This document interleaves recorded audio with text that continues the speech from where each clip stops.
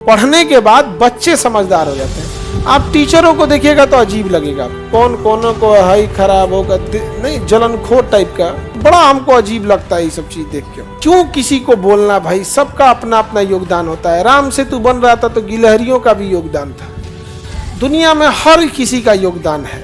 Teacher लोग को समझाएं, ए भैया हम इस सब से बाहर हैं, समझाने एसोसिएशन से हम बाहर हैं, इसलिए कभी कोई नहीं कहेगा हमसे कि हम मीटिंग उटिंग में कोई एगो मैसेजो किए होंगे।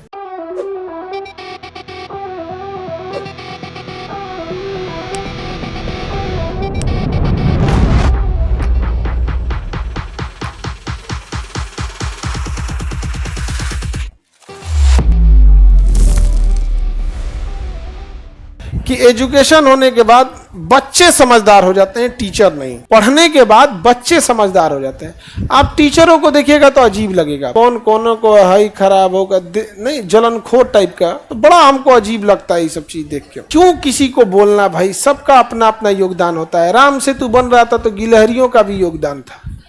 दुनिया में हर किसी का योगदान है। तो ऐसा नहीं है कि केवल एक इंसान से चीजें चलती हैं। बट ये जो होता है ना कि चीजें देख के बड़ा अजीब सा लगता है। अभी आप देखिएगा, बच्चा हमसे पूछ रहा है कि सर दिल्ली का क्या हुआ। हम कहे भैया हमारा खुद नहीं पता चल रहा है क्या हो रहा है। आप लोग को पता चल रहा है कुछ क्या हो रहा है? सर टीचर लोग को समझाएं, ए भैया हम इस सब से बाहर हैं, समझाने एसोसिएशन से हम बाहर हैं, इसलिए कभी कोई नहीं कहेगा हमसे कि हम मीटिंग उटिंग में कोई एगो मैसेजो किए होंगे। कब कौन बात किसको खराब लग जाएगा पता नहीं चलेगा।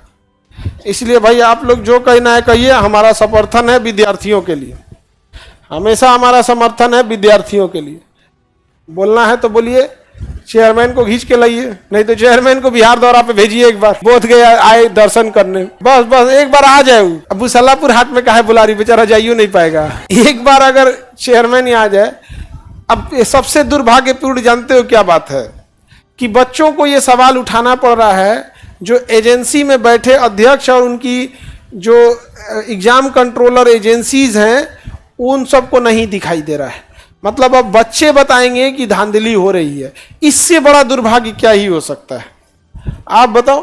तो ये चीजें अपने आप में ही एक गलत है कि बच्चों को आना पड़ता है अपनी लड़ाई के लिए कि भैया गलत हो रहा है, नकल मत कराओ। सोचो विचित्र है, हम लोग नकल मत कराओ। और हमेशा बाबू एक चीज होना चाहिए, इसको छुपाया जाता है। सीसीटीवी कैमरा को सार्वजनिक करना चाहिए। आपकी परीक्षाएं खत्म हो गई, कोई बाथरूम का लगा सीसीटीवी नहीं मांग रहा है कोई, वो एग्जामिनेशन हॉल में हो रहा है, आप उसका सीसीटीवी दे दीजिए क्या जा रहा है। यदि कोई धांधली हुई है तो कहां से दिखा पाएगा कोई बच्चा? हम और आप बताइए, हमारी मजबूरी यही होती है कि हम लाख चिल्ला के कह दे कि यहाँ धांधली हुआ है। एट लास्ट उसका सत्यापन तभी होगा जब सीसीटीवी फुटेज है। और ये सब 14-15 दिन में सीसीटीवी फुटेज को डिलीट कर देते हैं सर, जानबूझकर। प्रोटेस्ट को क्या करेगा सर, लंबा खींचेगा सब, और 14-15 दिन के अंदर सीसीटीवी क्या कर देगा, डिलीट कर देगा। अब लेट सपोज करो कि हम लोग तो परीक्षा में बैठे नहीं हैं, एक टीचर, कोई भी टीचर, आप ही लोग आके बताते हैं। अब बच्चे आके बताएंगे कि सर ये इस नंबर पे, इतने नंबर सीट पे ये धांधली हुई थी। हम लोग इस चीज को ये कर सकते हैं कि आपसे ज्यादा मजबूती से पहुंचा सकते हैं। विद्यार्थी की तुलना में टीचर जल्दी मजबूती से बातों को रख सकता है, लेकिन उस बात पर संज्ञान और उसका पुख्ता सबूत क्रॉस चेक तभी होगा जब आप सीसीटीवी फुटेज दे। ये इतने ढीठ हैं सब, इतने ढीठ हैं सब, ये सुप्रीम कोर्ट में कैसे हरवाते हैं सब। वो जैसे तुम्हारे साथ धांधली हुआ, ठीक है, अब तुम खड़े होकर भी बयान दोगे ना तो क्या कहेंगे सर, सीसीटीवी डिलीट कर देंगे सर। और कहेंगे सर नहीं ये मन गढ़ंत बोल रहा है, कोई और बात बताइए।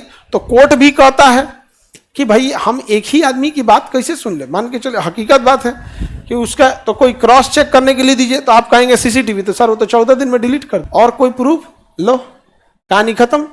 दूसरा एक और चीज क्या होता है, जब कोर्ट में जाते हैं ना तो हलफनामा वगैरह दिया जाता है। तो आज अगर 10 बच्चा बोल रहा है, वहां जाने के बाद 2 बच्चा बचता है। कई बार बहुत कम बच्चे हिम्मत कर पाते हैं और कई बार सोचते हैं कि हमारे नेक्स्ट चांस में हम देख लेंगे, और इसका फायदा उठा देते हैं। एक स्टूडेंट के पास इतना पैसे कहाँ होते हैं कि वो कानूनी लड़ाई लड़ सके, और वो सीसीटीवी फुटेज देना नहीं चाहता है।